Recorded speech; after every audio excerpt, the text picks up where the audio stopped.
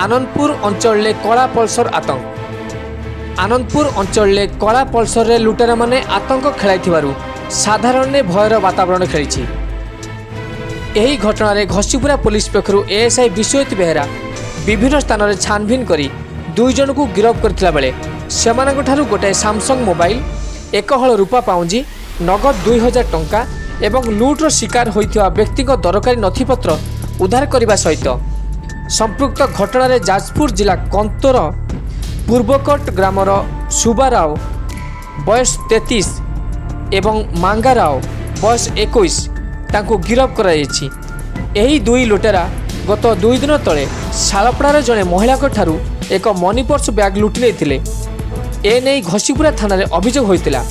थाना case number 123/2020 भारतीय दंडविधि आईन अनुजाई 392 धारा यही 2 जन को गिरफ्त कर आनंदपुर कोर्ट को चालाण कराई। Bureau report Odia trends.